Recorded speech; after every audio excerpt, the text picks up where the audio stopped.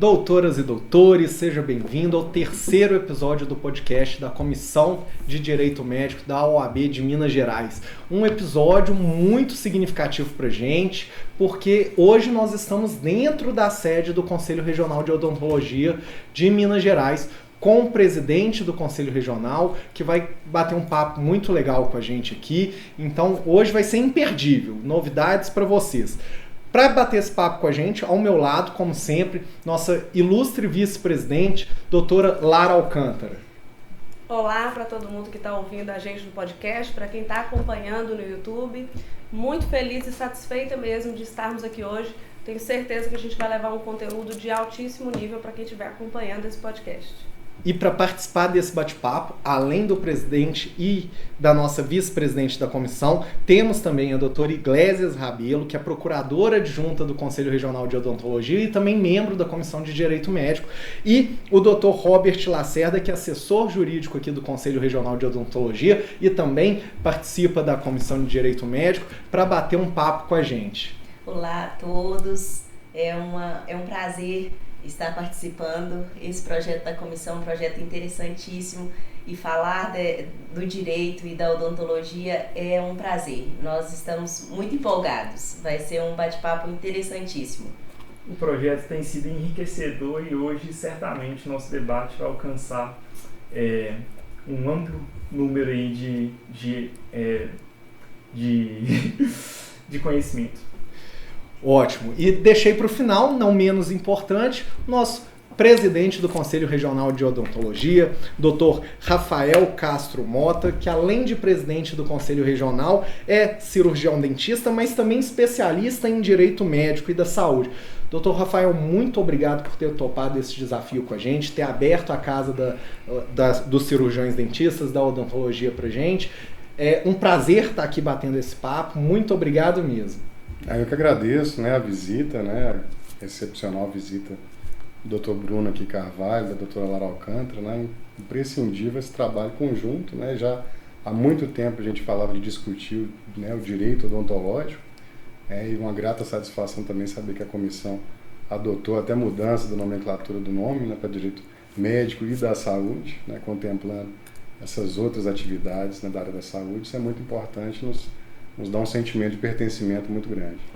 Não, obrigado demais. Vocês que estão nos assistindo, o papo vai ser interessantíssimo, mas não deixa. Quem estiver aí escutando no Spotify, marca lá, avalia pra gente, vai lá na nossa página do Instagram também, Comissão Direito Médico OABMG. A gente vai fazer um post desse podcast lá. Comenta se vocês gostaram, curtiram, e depois também a gente vai deixar a gravação desse podcast no canal da OAB no YouTube, tá? OABMG. Doutor Rafael, uma curiosidade que todos nós temos de saber um pouco da sua trajetória. Por que cirurgião dentista? Escolher essa profissão e depois por que também fazer uma especialização em direito médico, que isso acredito que não seja comum se encontrar um cirurgião dentista com esse tipo de especialização. Também entrar para uma instituição, pleitear um cargo aqui como presidente do Conselho Regional, que apesar de ser uma instituição, um conselho profissional, não deixa de ser uma instituição política também, Então eu queria que você contasse um pouquinho pra gente dessa experiência, dessa sua trajetória, que é muito importante.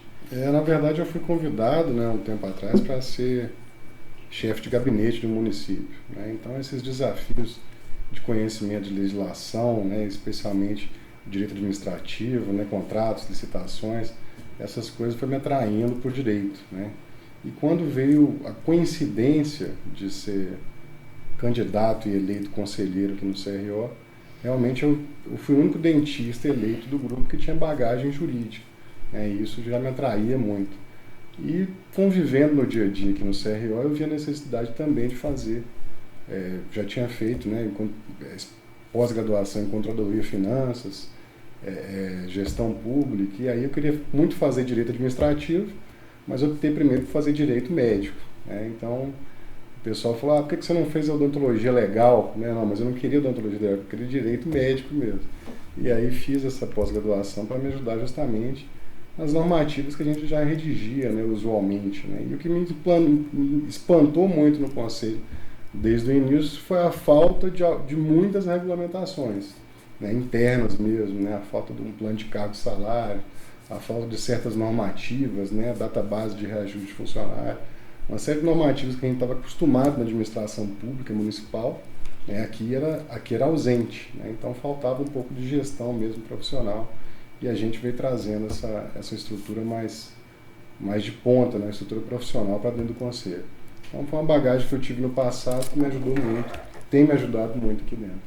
É importante a gente falar que apesar da gente utilizar essa nomenclatura de direito médico, e o Dr. Rafael como dentista ter feito uma especialização nessa área, como ele bem disse, não seguir para o lado da odontologia legal, mas para o direito médico, mas é porque essa nomenclatura, na verdade, ela abrange todas as normas relacionadas ao direito da saúde. Então, a odontologia, outras áreas da saúde, tudo que envolve essa relação com a saúde está alcançado pelo direito médico. Hoje a gente já tem essa preocupação de utilizar direito médico e da saúde para que isso fique bem claro. Mas eu imagino que tenha sido esse caminho, né? Pegar uma bagagem também que pudesse ser utilizada aqui na edição de normas dentro do Conselho de Odontologia. Doutora Lara, e posso aqui atestar que ter o Dr. Rafael com essas habilidades faz com que o CRO fique na vanguarda em relação à criação de normas, porque ele eleva mesmo o nível de atuação da nossa Procuradoria Jurídica, porque ele tem conhecimento e tem essa visão privilegiada, com esse conhecimento agregado, faz com que aqui se produzam boas normas e principalmente normas que melhoram para os cirurgiões dentistas como um todo. Eu tenho que parabenizá-lo. É interessante a doutora Iglesias falar sobre isso. Eu vou aproveitar e vou perguntar já para o doutor Rafael, porque eu sei que tem várias resoluções aqui do Conselho Regional de Odontologia de Minas Gerais que serviram de fonte, de base, de inspiração para algumas normas do Conselho Federal de Odontologia. Conta pra gente um pouco dessas resoluções e da expertise de vocês aqui nesse sentido.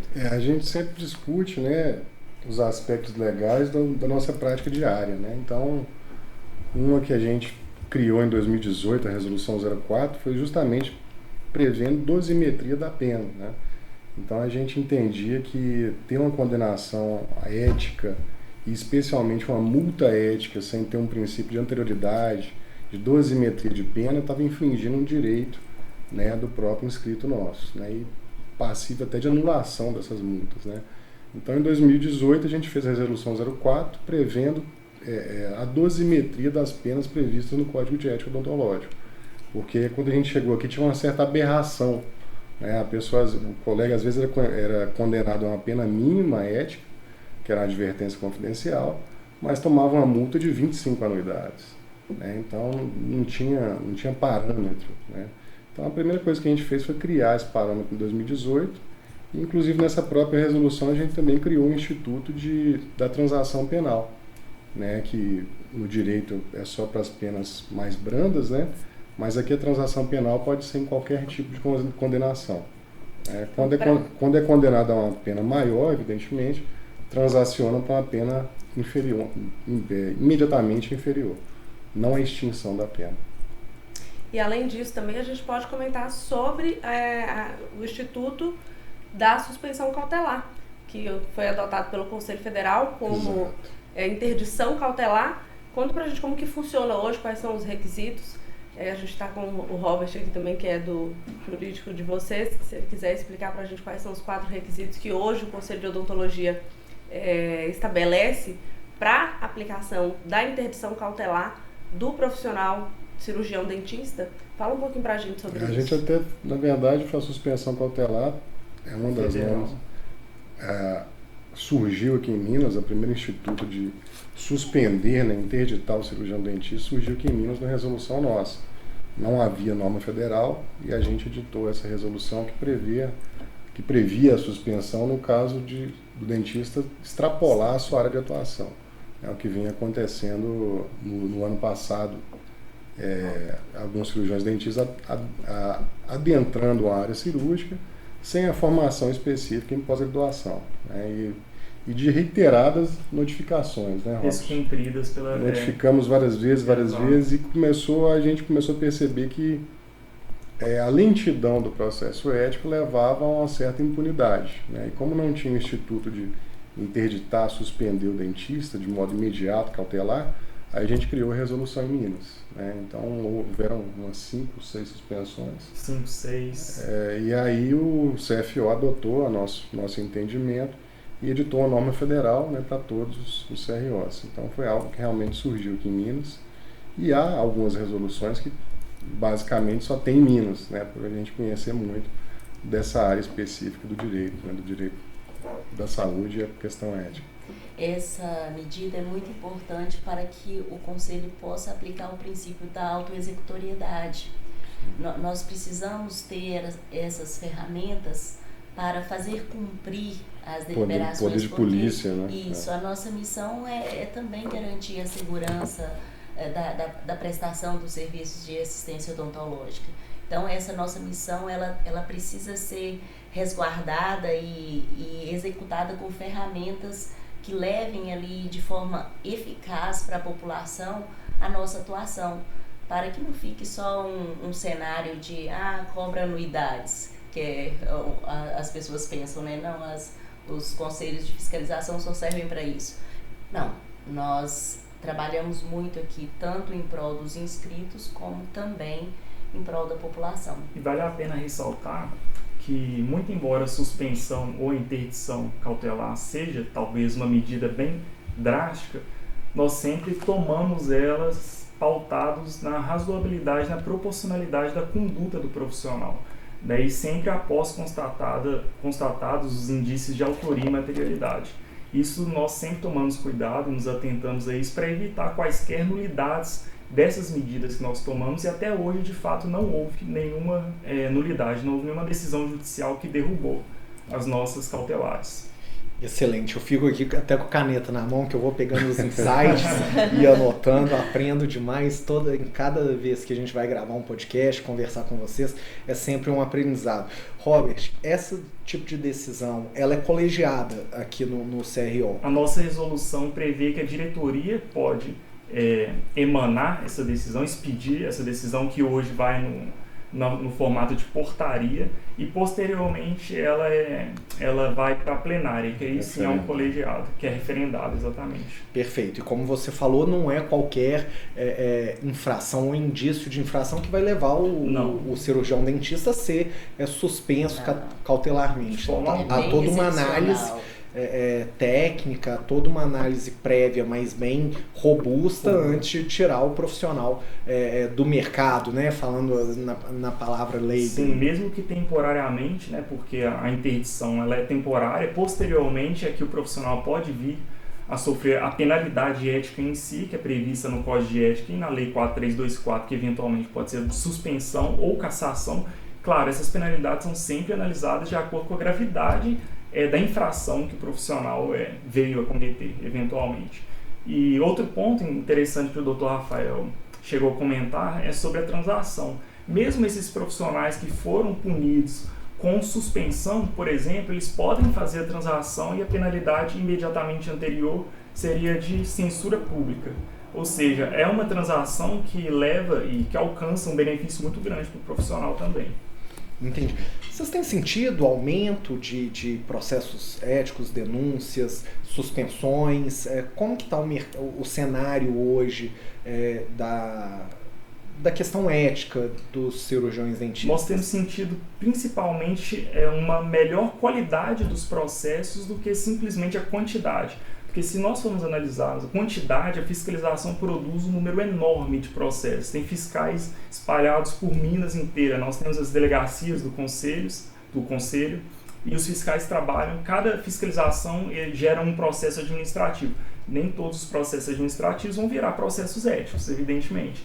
Existe aí um filtro, existe aqui também no conselho um intuito mais de não tão punitivo, mas também pedagógico. Afinal, o profissional eventualmente pode falhar, pode esquecer algo pequeno, mas aí, nem nessas situações é claro que nós também vamos adotar medidas pedagógicas.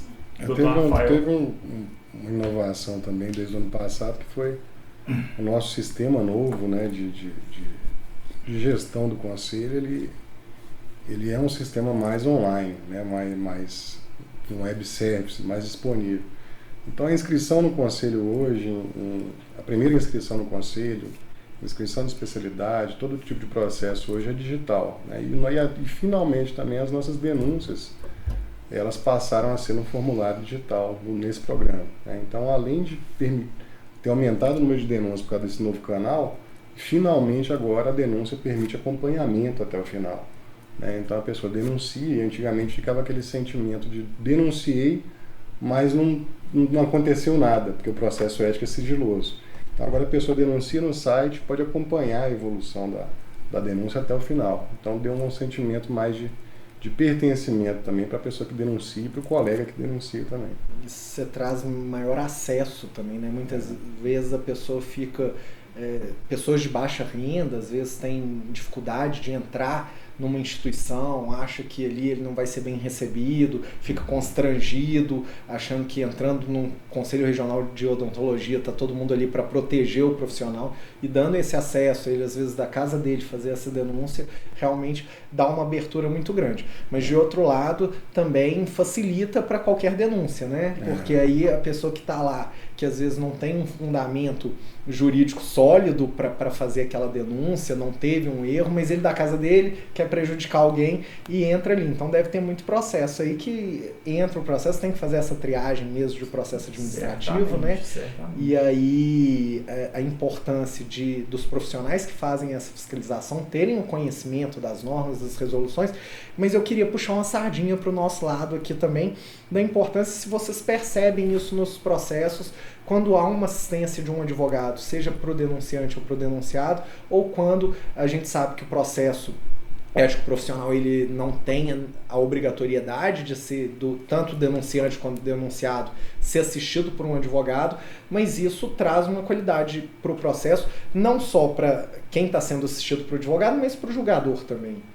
Sim, com certeza, né? A gente a questão do dativo aqui no nosso Código de Processo Ético, na verdade, um dentista pode ser dativo, né? O ideal seria que realmente um advogado fosse dativo, né? Algo que carece também de até revisão do nosso Código de Processo Ético. Podemos colocar como uma proposição para a atualização do nosso Código de Ética, que está em fase de atualização. Defensor dativo, exato. E a gente já arca com algumas, essa questão até de inclusão social, da pessoa se sentir confortável de denunciar.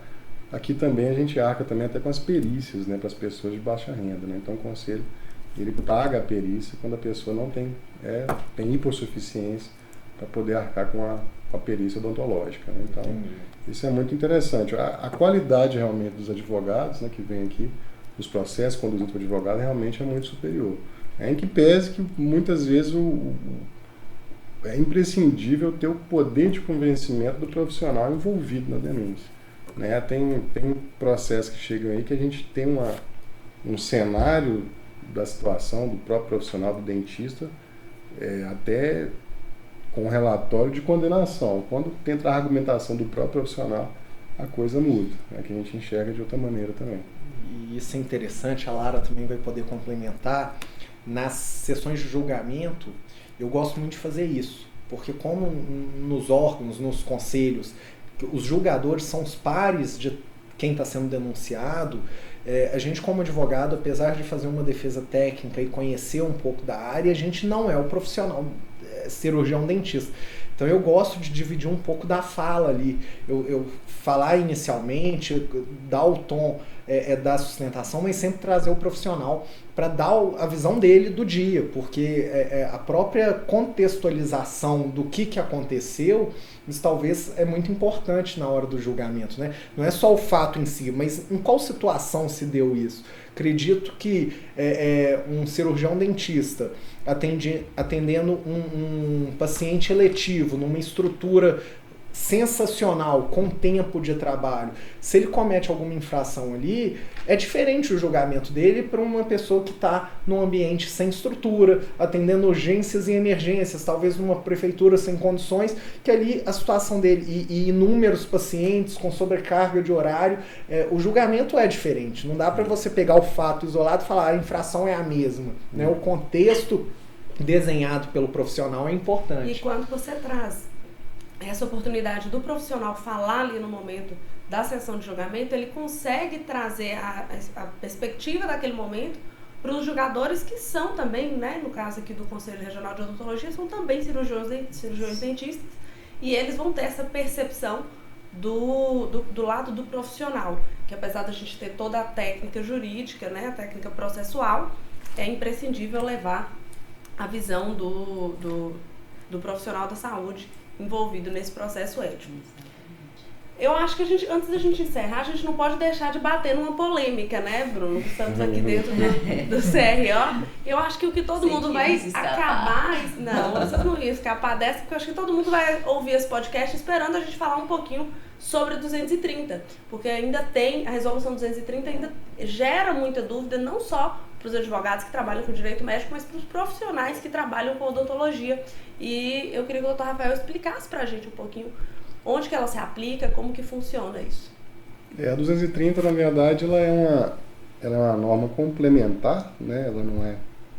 Ela não funciona sozinha, né? Mas ela dá muita má interpretação no artigo 1º. E aí ela veio complementar a Resolução 98. A Resolução 98 é que criou a especialização a especialidade em harmonização orofacial. E nessa criação dessa especialidade, definiu-se que a carga horária lá seriam de 500 horas de formação.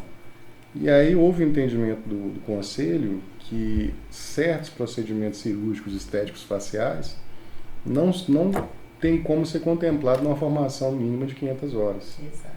Então criou-se a resolução complementar, que é a 230, que proíbe certos procedimentos cirúrgicos estéticos faciais, né? Procedimentos de automodelação, alectomia, né? Blefaroplastia, né? Pequena cirurgia. Rinomodelação também. Mas não lift de castanhares, né? Mas o que acontece? No artigo 1º fala: fica o cirurgião dentista proibido de fazer os seguintes procedimentos. Só que nas considerações e na ementa da resolução está falando que aquilo lá é totalmente adstrito à resolução 98. Então, na verdade, quando a pessoa vai ler, não lê os considerandos e nem ementa, ele lê o artigo 1º e fala: todos os cirurgiões dentistas estão proibidos, o que não é verdade. Está vedado ao especialista em harmonização facial somente. Então, o que acontece? A nossa lei maior, né, a lei 5.081, fala que o cirurgião dentista pode fazer tudo que ele aprende no curso regular de graduação ou de pós-graduação. Então, a gente entende que o cirurgião dentista tendo formação de pós-graduação na área cirúrgica, como é o caso do bucomaxilo, ele pode fazer todos aqueles procedimentos, e faz, na verdade. Para vocês terem uma ideia, a carga horária do bucomaxilo, de cirurgia bucomaxilo, é de 3.000 horas. 3.150 horas, né? Então, assim, de harmonização, 500 horas. 500 horas, né? E na verdade, até há outras possibilidades, que são as novas pós-graduações cirúrgicas estéticas faciais que estão surgindo, né? Então, tem pós-graduações muito específicas hoje que estão surgindo para odontologia para fazer cirurgias estéticas faciais, né? Nariz, né? Lift, né? Lip lift é permitido já, mas não há essa vedação. Então, a odontologia ela só depende de formação, né? Formação ou em graduação e pós-graduação. Aquilo que você não tem na graduação, evidentemente, você vai precisar de uma pós-graduação. E nem tudo pós-graduação vai ser reconhecido como especialidade odontológica, né? As especialidades odontológicas são definidas pelo CFO, né? E há alguns requisitos. Mas a pós-graduação você pode ter em qualquer área, né? Eu, por exemplo, tenho pós em Direito Médico, Controladoria, Finanças e Gestão Pública, né? Eu não vou falar que eu sou especialista, mas eu sou pós-graduado nessas áreas, né? E a odontologia evolui com isso, com a formação em pós-graduação. O nosso entendimento jurídico em relação a 230 é que o Conselho, inequivocamente, ele tem competência para disciplinar especialidades. O STF já reconheceu isso. Então, na 198, o CFO disciplinou a especialidade de ROF. E o artigo 3º disciplinava o âmbito de competência do especialista em ROF. A 230, ela apenas regulamentou o artigo 3º da 198. Então, é uma norma complementar ao artigo 3º. Então, ela se aplica... não de caráter geral. Não de caráter geral. Ela não foi uma norma criada para se aplicar a todos os cirurgiões dentistas de forma indiscriminada. É o que nós defendemos em todas as nossas defesas. Nós só estamos fazendo cumprir o disposto na lei. A nossa norma maior, ela é integrativa, ela pode ser complementada por decisões dessa natureza. E até, na verdade, entra a pergunta, né? Mas então por que vocês suspenderam alguns cirurgiões dentistas baseados no 230? Porque nenhum deles tinha curso de pós-graduação. Exatamente. Com a especialização em buco ou em outra área. Não tinha. Outra área. Então, todos os suspensos, eles não tinham formação em pós-graduação. Então, esse que foi a grande pegada. Perfeito. E só para contextualizar aqui para algumas pessoas que nos escutam ou nos assistem e não são da área especializada, que ROF é a harmonização orofacial. A gente tem que deixar claro que alguns advogados e outras pessoas que nos escutam não têm a familiaridade com esse termo. Agora, essa resolução, eu achei super interessante a questão das polêmicas, porque a gente já está acostumado com polêmica na área do exercício profissional de profissões distintas brigando por um determinado espaço. Então, não é de hoje que, por exemplo, o Conselho Federal ou os Conselhos Regionais de Medicina brigam com a área da odontologia, com os Conselhos Regionais de Odontologia, falando que área específica da medicina, área específica da odontologia, assim como várias outras profissões da área da saúde. Mas essa em específico a gente teve próprios cirurgiões dentistas atacando uma resolução do conselho, que isso eu achei assim, sem fazer o posicionamento de favorável ou contra, mas é uma coisa que é uma novidade, né? Você ter profissionais daquele conselho brigando ativamente contra uma norma que aquele mesmo conselho emanou.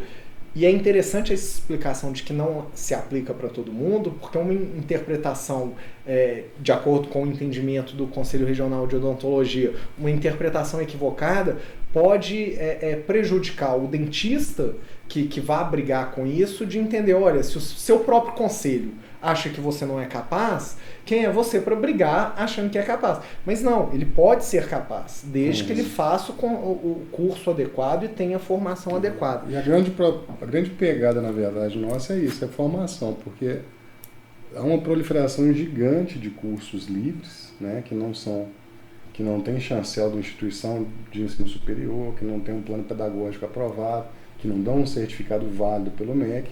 Então, muitos dentistas procuram esses cursos livres e saem de lá com um certificado que foi impresso na impressora que não tem valor legal, né? Então, o que o cirurgião dentista tem que procurar? Entidades que têm cadastro no MEC, que vão dar um certificado válido para ele poder adentrar essa área cirúrgica facial. É o que a gente vem trabalhando agora com a regulamentação desses cursos de pós-graduação, um controle mais perto do CRO nessa parte de ensino também. Perfeito. Lucas, como é que tá nosso tempo aí? 28. 28? Vamos, a gente, conversa tá boa, vamos falar um pouquinho do antes e depois, dá tempo da gente falar um pouquinho disso? O antes e depois surgiu em Minas também. Pois é. Conta pra gente um pouco sobre isso, como que foi. E tem uma história interessante com relação ao antes e depois. Eu acho que vale a pena o Dr. Rafael contar para quem não está por dentro disso, saber por que essa história surgiu em Minas e por que o Conselho Regional de Medicina de Odontologia de Minas Gerais foi o precursor dessa história aí dos dentistas poderem publicar o antes e depois dos resultados de procedimentos. Isso surgiu na época com o advento mesmo das redes sociais, né? Então muitos colegas vinham postando imagem, né, de antes e depois dos tratamentos dos pacientes, e na nossa lei fala que é vedado expor o paciente em publicidade, né? Então o que aconteceu? Com o advento das redes sociais aí, isso foi proliferando muito rápido, de uma forma que a gente não conseguia nem ter controle mais, né? Tava difícil até de controlar. E a gente tinha que abrir uma batelada de processos éticos contra isso, né? E aí a gente fez o entendimento, eu redigi na época uma nota técnica, conceituando que se aquele perfil de rede social fosse fechado, com acesso controlado aos seus pacientes fossem seus seguidores, aquela divulgação de imagens ele não seria publicidade, Ali seria equivalente a um portfólio que você teria equivalente no seu consultório. Então, o paciente chega no seu consultório, tem um portfólio de casos impressos seu para ele olhar. Então, a gente conceituou dessa forma, dizendo que seria um portfólio virtual, um ambiente virtual fechado, com acesso. Isso não seria considerado publicidade. Então, não teria violação da Lei 5.081. Então, eu soltei essa nota técnica com esse entendimento em Minas e, evidentemente, recebi uns 10 processos de outros presidentes, né? Outros presidentes entraram com processo com a gente, falando que a gente estava descumprindo, né, a 5.081, a Lei 5.081.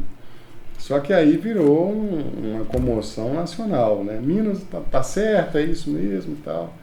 E os outros dentistas de outros estados cobrando, né? Não, vocês têm que fazer aqui também. Então virou aquela loucura. Só que aí veio o comando do CFO que a gente revogasse essa nota técnica, né? Ela durou mais ou menos uns 2 meses. Né? Só que aí, assim, aquilo foi provado que teve um impacto positivo fantástico na classe odontológica e para o paciente também, que passou a conhecer os resultados possíveis, né, de casos odontológicos. A pessoa às vezes tinha uma deformidade facial, tinha um problema de maloclusão, e quando o dentista postando a foto de antes e depois, o paciente se identificava, né? Eu tenho esse problema também e eu não sabia que tinha um tratamento. Né? Então, o impacto para a saúde pública também foi notório. E aí o CFO, 4 meses depois, editou uma norma de caráter geral, né, a Resolução 96 de 2019, e permitiu a divulgação, o primeiro conselho da área da saúde que permitiu a divulgação de imagens de antes e depois. Né? Então foi uma batalha nossa aí, a duras penas, né, mas que resultou num impacto muito positivo para a odontologia em geral. Já que a gente está falando de antes e depois, e a gente ainda tem um tempinho, eu acho importante a gente esclarecer, Rafael, sobre a questão do transcurso de procedimento. Sim. Postar imagens ali do momento, a realização do procedimento, fazer procedimento ao vivo, isso continua proibido. Exatamente. Na verdade, nessa 96, que foi essa norma do CFO, que permitiu divulgação de imagens de diagnóstico e resultado, ela fez uma ressalva na proibição da divulgação do transcurso do tratamento. E aí a gente teve até uma reunião esse ano em Natal com todos os presidentes do CROs, e como a norma veda estritamente, ficou entendido, né, de forma geral, que o transcurso é proibido quando evidencia uma técnica que deveria ser reservada a um profissional habilitado. Então, se você mostra em público uma técnica que deveria ser reservada a um profissional habilitado, você tem lá um risco de saúde pública. Uma pessoa, um aventureiro, pode se aventurar a aprender aquela técnica na internet e tentar replicar. Né? Então, esse que é o motivo da proibição do transcurso cirúrgico. Então, o transcurso cirúrgico está proibido quando é a denunciação de uma técnica que deveria ser reservada. Né? Então, se você está expondo como se faz uma cirurgia na internet, você está causando um risco à saúde pública. Né? Então, isso não pode estar público na internet. Então, na verdade, a divulgação de fotos ocasionais do transcurso, que não mostra como se faz a técnica, não é problema em si. O problema são mais vídeos, né, que vai mostrar a técnica no estrito senso dela. Eu acho que isso foi super esclarecedor, né, Bruno? Foi excelente. E agora é importante deixar aqui registrado, e aí pelo menos é o meu entendimento, apesar do Conselho Federal de Odontologia permitir a postagem de antes e depois, juridicamente isso não é muito interessante, porque é entendido já pelo Poder Judiciário, já tem um entendimento firmado que, primeiro, quem trabalha com a parte estética, seja cirurgião dentista, seja médico ou outros profissionais da saúde, ele tem ali uma obrigação de resultado, ou seja, ele tem que atingir o resultado esperado para aquilo. Há uma presunção de culpa desse profissional se o resultado não é atingido. Sim. E somado a isso, a gente também já é pacificado que o Código de Defesa do Consumidor é aplicado a essa relação. Então, é uma relação de consumo. E na relação de consumo, assim como outras relações civis também, mas principalmente na relação de consumo, a promessa obriga o proponente. Ou seja, se você prometeu algo, você tem que cumprir. Então, quando o profissional vem nas suas redes sociais postando antes e depois, várias vezes, com resultado muito satisfatório, e nunca relata algum problema, nunca conta um caso que não deu tão certo, é sempre o êxito e sempre exalta o êxito, hoje o judiciário já entende que aquilo é uma demonstração de resultado e ele induz ao paciente buscar aquele resultado. Então, se ele não atinge o resultado esperado naquele paciente, o judiciário já vem entendendo, e aí para os advogados que advogam para pacientes, isso é um prato cheio, eles vão lá na rede social do profissional e printa a tela para juntar num processo judicial, justamente falando isso, olha, eles prometem resultado, sim, porque ele nunca contou um caso que deu errado, ele não conta, ele não... mas eu falei no termo de consentimento que pode sair errado. Tudo bem, lá no termo escrito que o paciente mal entendeu, mas ele já foi com aquela cabeça formada de que aquele profissional sempre acerta. Então tem que ter um cuidado aí, apesar de eticamente ser permitido, eu acho sempre uma cautela, interessante essa cautela nessas postagens na rede social. Na verdade, até na nota técnica que a gente redigiu lá em 2018, havia menção a isso. A resguardar, né? A gente recomendava que no texto de cada publicação de antes e depois, você resguardasse que as imagens são meramente ilustrativas, que os casos podem não ser replicáveis de um paciente para outro, que os resultados podem variar, né? Então, a gente colocou essa recomendação expressa, né? E, infelizmente, na resolução 96, que regulamentou antes e depois, faltou esse detalhe, né? Faltou essa precaução jurídica, porque o profissional liberal ele tem a obrigação de meio, não de resultado. Né? Ele tem que usar todos os meios científicos dele para atingir o objetivo, não a obrigação de resultado. Em que pese que a gente já sabe que a cirurgia plástica já sofre com isso há muitos anos, né? Essa obrigação de resultado. E uma coisa que aumentou muito foi justamente, depois dessa liberação do antes e depois, o seguro de responsabilidade civil aumentou enormemente. Né? O número de vendas de seguro de responsabilidade civil, porque há a maior casuística agora. Fica aqui a dica, né? Doutor Bruno e doutora Lara, fiquei até curiosa. Essa questão do antes e depois, como ela não é praticada pelos médicos, tem surtido algum efeito positivo para eles nos processos de responsabilidade civil? Vocês já fizeram essa análise, assim, porque os cirurgiões dentistas têm sido mais condenados por terem a permissão do antes e depois?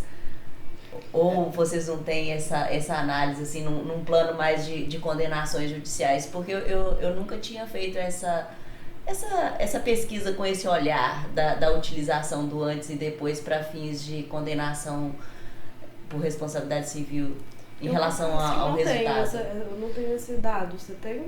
Eu não vou ter quantitativo esse dado de falar se sofre mais ou sofre menos. O que eu posso te falar é que quando tem a prova de antes e depois no processo, o peso ali é maior e as oportunidades de defesa diminuem, porque sempre a gente conversa que há um risco do procedimento, que todo procedimento de saúde tem um risco, que cada organismo... Eu costumo brincar que todo procedimento na saúde, no corpo de alguém, é um procedimento experimental. Dr. Rafael, o senhor pode ter feito todas 1 milhão de cirurgias daquela, estudou, fez, refez, sabe tudo, aquilo já está cientificamente comprovado. Se for fazer em mim, é uma experiência, porque é a primeira vez que você faz aquele procedimento em mim. Então você não sabe como que o meu corpo vai reagir, as minhas células vão reagir, então não deixa de ser um experimento. Então o risco ele existe, né? E sempre vai existir. Quando a gente não tem a publicidade envolvida, a gente sempre trabalha que o paciente foi esclarecido daquilo, que ele não foi induzido a nenhuma promessa de resultado. A gente trabalha com a documentação também e aí a gente fica preso ali no que tem de documento, mas as provas que serão produzidas. Quando vem essa prova do antes e depois, já gera no julgador um indício de que, olha, mesmo que ele comprovar todo o resto, mas pelo menos induzir que ele tem muito sucesso e a pessoa procurou justamente porque ele só posta o sucesso, isso induz sim o julgador e aí pode prejudicar a defesa do profissional. Agora, uma coisa é o Conselho Federal de Medicina não permitir o antes e depois. Outra coisa é os médicos não fazerem. Isso, se a gente entrar na rede social, a gente vai ver aí que não é a realidade, mas fica para um próximo assunto. É verdade. E, doutor Bruno, nós temos que combater esse entendimento de que é obrigação de resultado. Em que pese ser estético, essa vinculação de que é uma obrigação de resultado é muito massacrante juridicamente para o profissional que executa. É verdade. E eu sou suspeito para falar porque o meu trabalho de conclusão de curso da minha especialização foi exatamente sobre isso.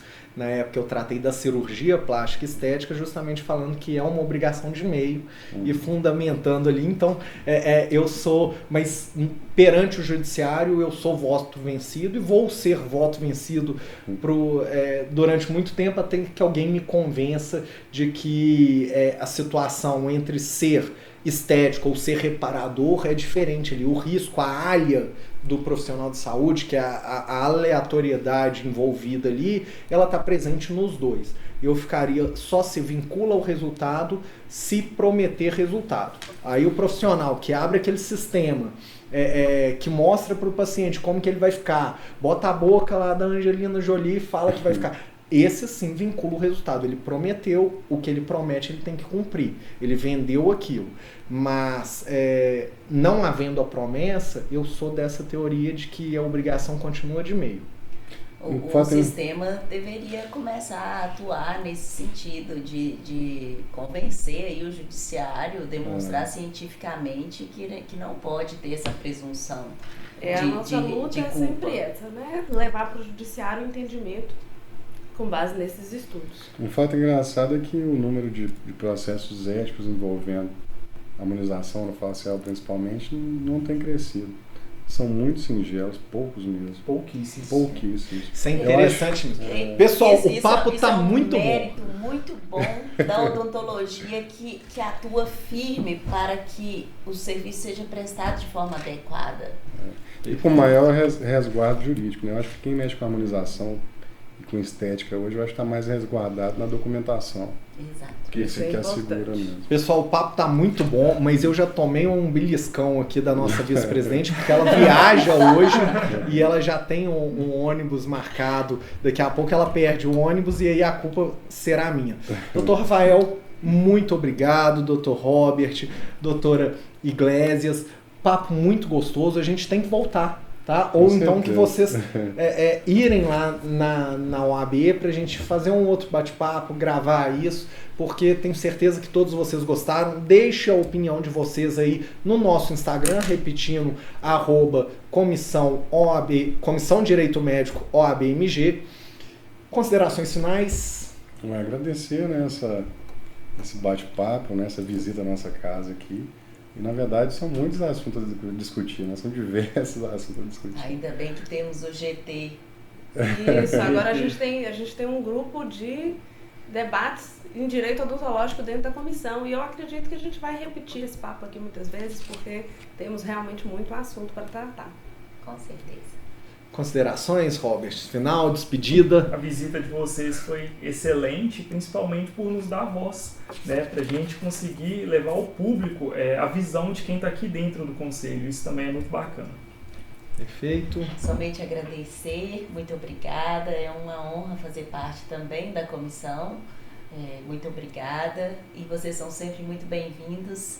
E vamos produzir conhecimento e gerar energia boa para todos. Maravilha. É isso, né? Pessoal, é isso. Mais uma vez, muito obrigado. Curtam o nosso podcast lá no Spotify, avaliem pra gente, porque isso é muito importante. Lá no YouTube, OABMG, no canal do YouTube. Sigam a gente, @Comissão Direito Médico OABMG, e deixam seus comentários lá. Mais uma vez, muito obrigado pela presença de todos vocês, com a gente, escutando. Toda primeira quinta-feira do mês, um episódio novo. Muito obrigado.